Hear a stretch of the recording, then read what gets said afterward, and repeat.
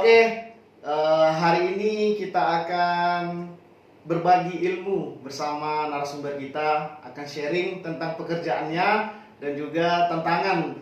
Jadi kita akan berkenalan para narasumber kita pada hari ini, yaitu sudah ada di samping saya, itu saudara Eki. Oke, kita akan tanya-tanya lebih lanjut. Yang pasti untuk awal ini kita akan perkenalan dulu.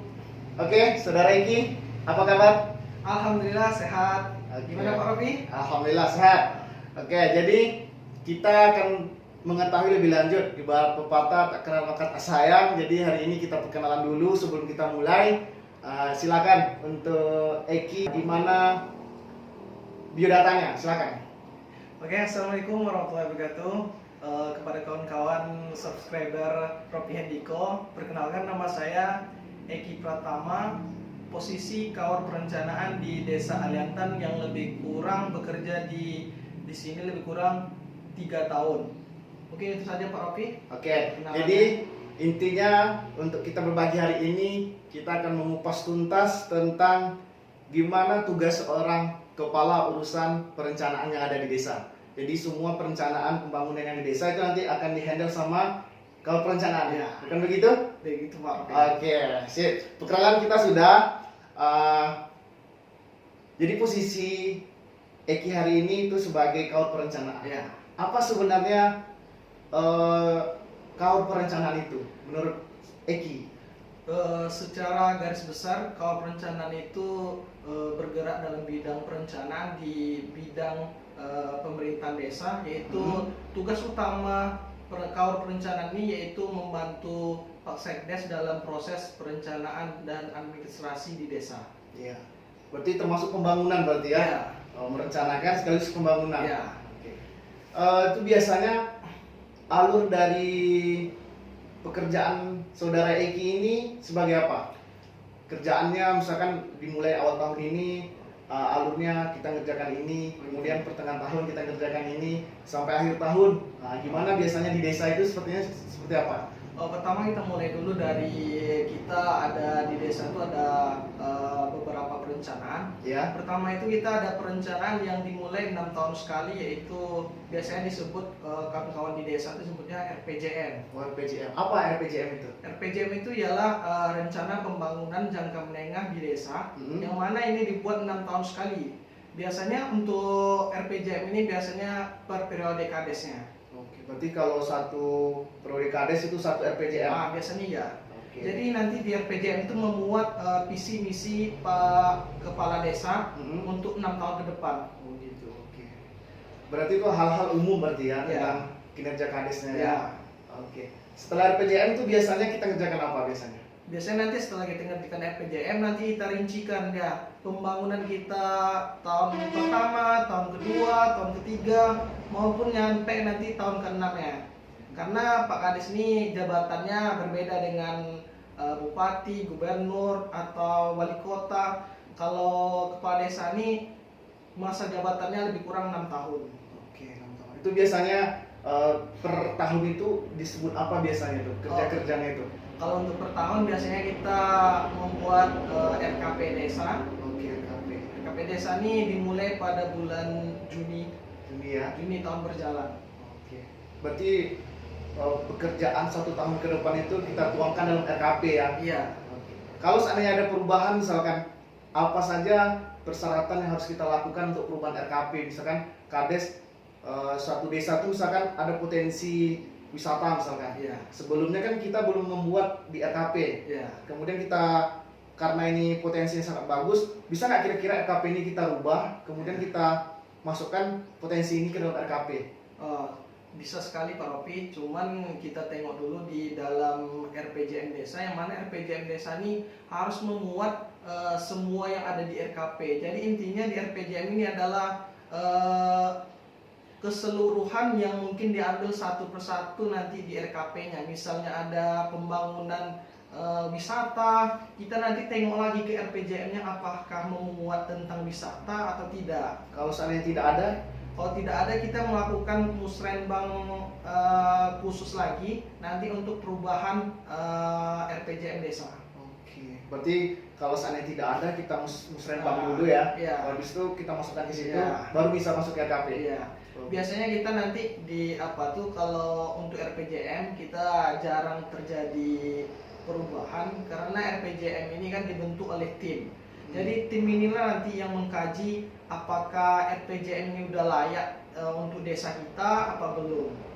Biasanya untuk pembuatan RPJM sendiri itu ada strukturnya, pasti ada timnya ya. Ada. Oke. Biasanya seperti apa timnya di dalam itu dan berapa lama biasanya pengerjaan RPJM? Kalau untuk RPJM waktu itu kami pas pula waktunya saya masuk pemilihan Kades, jadi ada perubahan RPJM ke yang Oke. baru. Jadi kemarin tuh kami ada tim sekitar 11 orang yang dipimpin langsung oleh Pak Sekdes dan jajarannya. Kalau untuk RKP sendiri itu biasanya dibuat dalam berapa lama, kemudian kapan RKP ini bisa kita laksanakan di lapangan gitu. Untuk RKP sendiri kita mulai dari bulan Juni Pak Robi. Oke, bulan Juni ya. Berjalan nanti tahapan-tahapannya kita mulai bulan Juni, nanti kita penetapannya bisa di September tahun berjalan. Cuman ini RKP ini untuk tahun ke depannya, bukan untuk tahun berjalan itu. Misalnya kita pembangunan tahun 2020, berarti kita merencanakan untuk tahun 2021. Oh gitu. Ya. Oh, berarti untuk tahun ini udah kita selesaikan 1 tahun sebelumnya berarti. Udah. Oke. Biasanya ini tantangan ini. Iya. Tantangan sebagai seorang kepala perencanaan itu apa sebenarnya tantangan yang menjadi tantangan besar bagi seorang kepala perencanaan gitu? Terutama untuk tantangan yang saya alami mungkin bukan dari pekerjaannya sendiri, mungkin Oke. dari tanggung jawab yang sangat besar ini, itulah yang membuat saya jadi agak mempunyai beban lah gitu. Karena tugasnya besar ya. Oke. Itu tantangan ya. Iya. Biasanya pembangunan desa itu pembangunan apa yang menjadi berkesan di masyarakat gitu. Misalkan pembangunan ini kita buat di masyarakat, apa yang menjadi yang sangat berkesan bagi masyarakat pembangunan di desa ini selama saudara Eki menjabat sebagai Kepala Perencanaan? Pertama yang untuk pembangunan desa Aliantan di tahun-tahun sebelumnya yang mungkin saya telah masuk di pemerintahan desa ini, yang pertama tuh kami lebih berfokus kepada pengembangan. Pengembangan ini dalam bentuk potensi, misalnya ada potensi produksi, misalnya nanti kita bangunkan jalan biar nanti masyarakat bisa mendapatkan hasil dari pembangunan tersebut. Mempermudah akses masyarakat lah istilahnya ya. Oke. Berarti salah satunya jalan. Atau ada nggak gedung-gedung yang lain yang berkesan bagi masyarakat dari pembangunan desa gitu? Ada, terutama kami kalau di Desa Aliantan berfokus pada pendidikan, agama, wisata, dan pembangunan yang lainnya yang biasa kayak jalan gitu kan. Cuman kita lebih berfokus ke wisata, agama, dan mungkin ada pengembangan untuk sumber daya manusia di Desa Aliantan. Oke sih. Tadi disampaikan itu tentang wisata. Iya. Nah, selama ini biasanya wisata yang dikembangkan di Desa Aliantan tuh udah sejauh mana perkembangannya? Terutama untuk di Desa Aliantan, alhamdulillah pada tahun 2018 atau 2019 Desa Aliantan mendapatkan dataran tinggi terpopuler di API Indonesia. Keren. Ya. Itu se-Indonesia berarti ya? Se-Indonesia. Luar Kita biasa. mendapatkan juara satu ya? tingkat nasional. Dataran tinggi terpopuler. Itu wisatanya apa wisata? Wisatanya di Desa Aliantan ini ada terutama kita yang kemarin dapat juara itu adalah Suligi Hill 812 mdpl. Oke. Yang dinamakan Samudra di atas awan berarti? Iya. Oke. Berarti ini ya Suligi Hill berarti ya, Samudra di atas awan. Iya. Selanjutnya di samping ada Suligi Hill ada apa lagi? Kita ada beberapa air terjun yang nggak cuma satu gitu kan. Jadi ada Gua Garuda. Ada gua juga ya? Gua Garuda. Gua Garuda ini yang mana di tahun 2019 kita menganggarkan dana dari DD dana desa Ya. itu untuk pengembangan objek wisata di Gua Garuda, yaitu kita membuat kolam renang di Iya. sekitaran gua itu ya. Ya. Itu udah selesai kolam renangnya? Sekarang udah selesai, dan bagi kawan-kawan yang ingin berwisata di Desa Aliantan, kita udah ada Sudigi Hill, ada Oke, Gua Sudigi Garuda, Hill. dan mungkin ada banyak lagi wisata yang lain akan kita buat nantinya di Desa Aliantan. Oke, berarti sangat bagus sekali desa Iya. kita ini ya. Udah ada wisata alam ada juga Iya. ya. Berarti wisata kolam renang ada juga. Ada. Oke, luar biasa. Kemudian sekarang kita berada di tahun 2021 awal. Ya. Apa yang menjadi prioritas untuk tahun 2021 ini setelah dibuat di RKP ya? Iya. Apa yang menjadi prioritasnya di RKP tahun 2021 ini? Sesuai dengan surat edaran dari pemerintah pusat maupun pemerintah daerah kabupaten, bahwasanya untuk prioritas pembangunan 2021 yang mana kita laksanakan di RKP tahun 2020 itu memuat tentang, karena kita lagi pandemi, Iya, jadi sekarang ini kita berfokus kepada penguatan pangan, Pangan ya. pembangunan yang mengapakan masyarakat, mengandalkan masyarakat dalam pembangunannya. Oke. Kita ada program, kalau di pemerintah desa tuh kalau untuk pembangunannya ada program padat karya. Padat karya. Jadi padat karya ini nanti kita melakukan perekrutan pekerja dari warga setempat. Jadi kalau ada sebuah pembangunan berarti masyarakat yang Iya. sekitaran yang Iya. sebagai Nanti pekerja. pembangunan misalnya pembangunan di RT 1 misalnya. Iya, RT 1. Jadi nanti pembangunan tuh yang bekerja di situ, yang pemanfaatan di situ ya warga sekitar itu. Warga sekitar itu Iya. ya. Oke, tadi Eki udah menjabat di Korps Perencanaan itu selama Lebih kurang 3 tahun. lebih kurang 3 tahun. Lebih kurang 3 tahun ya, cukup lama ya, hampir Iya. setengah periode. Iya. Periode kades lah ya istilahnya, satu periode. Dari 3 tahun tersebut, Nah, tahun mana saja yang menjadi kesulitan sebagai Korps Perencanaan gitu? Apakah tahun pertama, tahun Ya. kedua, tahun ketiga, atau gimana ya? untuk selama saya menjabat di Korps Perencanaan di Desa Aliantan, paling utama tuh ya yang paling berat di tahun pertama, karena kita masih adaptasi, Oh, gitu ya. masih banyak pembelajaran Di awal lah ya. di awal. Dan di tahun 2 dan ketiga ini mungkin agak berat juga karena kita lagi pandemi kan. Nah, jadi mungkin dari segi peraturan banyak perubahan, jadi banyak adaptasi lah. Berubah ya istilahnya. Iya. Oke. Kemudian berikutnya itu kita harapan untuk perencanaan pembangunan desa berikutnya itu bagusnya seperti apa kalau menurut saudara Eki? Sesuai dengan peraturan desa, kita yang ditetapkan di RPJM desa, nanti kita mengikuti visi misi Pak Kepala Desa yang dituangkan dalam RPJM desa. Jadi harapan kita untuk pemerintah Desa Aliantan, kita habis jabatan 6 tahun ini kita selesai visi misi yang akan kita capai di 6 tahun itu. Oke, jadi tadi ada namanya RPJM. Iya. Sekarang Pak Kadesnya udah tahun ke Untuk Pak Kades, dia udah tahun yang kedua, cuman di periode yang kedua. periode kedua ya. Dari tahun kedua itu sudah berapa persen ketercapaian yang dituangkan di RPJM? Alhamdulillah untuk pencapaian kita, alhamdulillah cukup cepat, dan pencapaian kita sudah maksimal. Jadi kemungkinan di tahun ke-6 kita udah mencapai yang menjadi visi dan misi Pak Kades. Berarti udah hampir mencapai 40-50% lah ya. Iya. Walaupun belum hampir setengah Iya. jabatan nih. Oke. Kemudian yang ingin saya tanyakan ini itu susah nggak sih sebagai seorang Korps Perencanaan menjabat di desa? Untuk susahnya kita tidak susah karena kita di zaman milenial, kita juga generasi milenial, mungkin kita lebih cepat adaptasi dengan komputer, perencanaan itu mungkin lebih mudah. Lebih mudah berarti Iya. ya.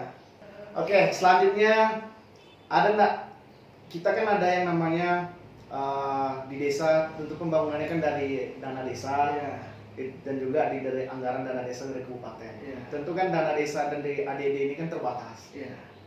Tentu ada pembangunan itu yang menggunakan anggaran dari kabupaten, Iya. provinsi ataupun pusat. Iya.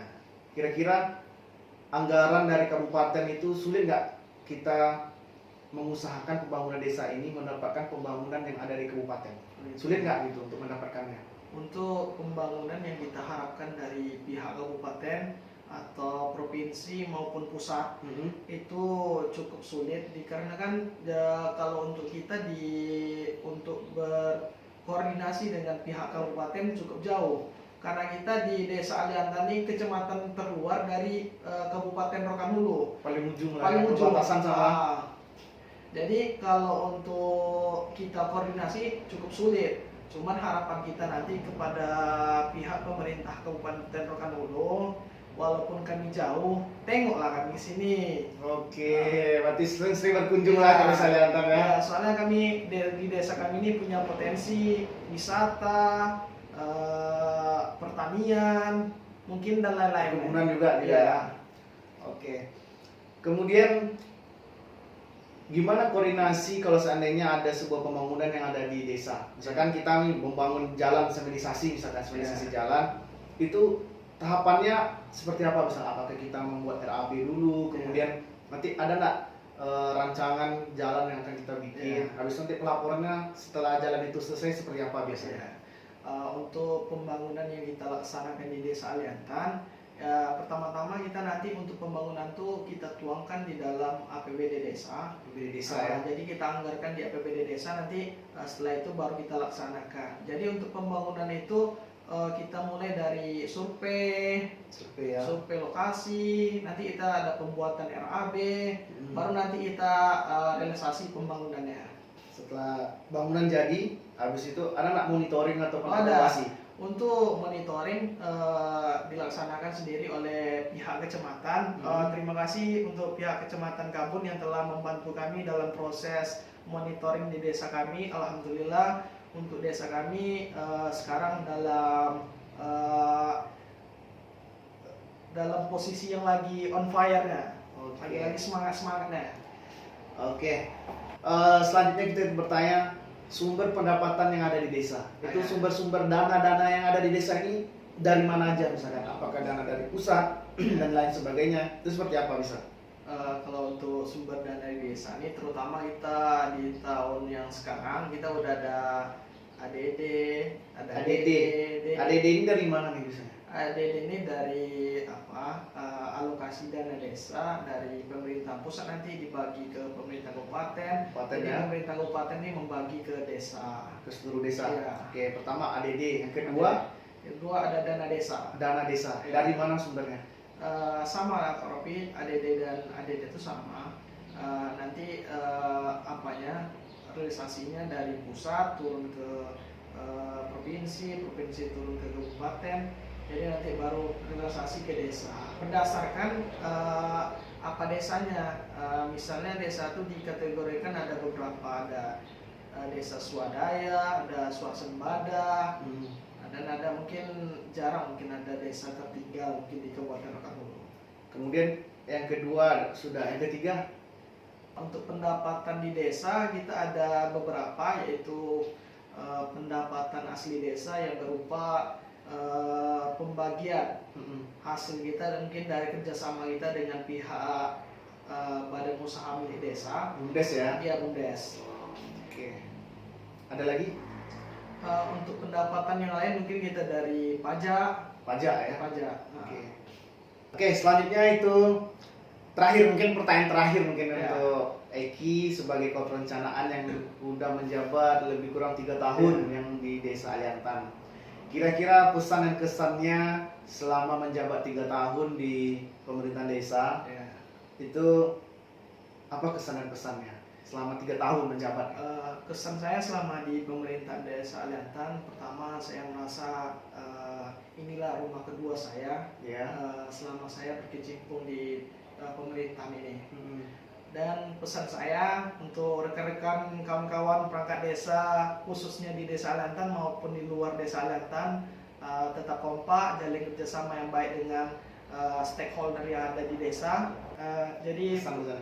pesan saya tetap semangat, jaga kesehatan, dan tetap perjuangkan apa yang menjadi hak kita di desa Aliantan nih. Oke. Biasanya kan anak-anak muda itu identik dengan suka merantau Iya. jauh-jauh, ya Iya. kan? Jarang sekali biasanya anak-anak muda kita balik ke kampung Iya. halaman, kemudian dikembangkannya sebuah desanya Iya. supaya nanti desa itu maju. Iya. Karena kalau Indonesia ini kalau nggak dikembangkan dari desa, Iya. mungkin susah juga Indonesia mungkin Iya. maju ya. Jadi ini saudara Eki ini termasuk pemuda yang sangat tangguh, yang sangat berani kembali ke kampung halamannya untuk membangun desa ini. Jadi jangan takut untuk teman-teman yang pemuda, jangan takut bahwasanya di desa itu menyajikan juga kehidupan kita, karena kita bisa mengembangkan potensi yang ada di desa kita, berbagi ilmu yang selama ini kita tuntut di kampung orang ataupun di tempat sekolah, perguruan tinggi dan lain sebagainya, kembali ke desa, bangun desa, dan juga nanti bisa kita berbagi bermasyarakat. Mungkin itu saja untuk ngobrol santai kita pada hari ini. Mudah-mudahan bagi teman-teman yang menyimak dari awal bisa mengambil hikmah, Iya. mengambil pelajaran lah. Iya. Kalau seandainya memang teman-teman kita nanti pemuda Iya. mau berkecimpung di dunia pemerintahan desa ataupun menjabat sebagai kaum perencanaan. Iya. Oke, terima kasih kepada saudara Eki telah berbagi. Ya. Mudah-mudahan sehat selalu, mudah-mudahan selalu memajukan desa kita ini. Oke, terima kasih. Assalamualaikum warahmatullahi wabarakatuh.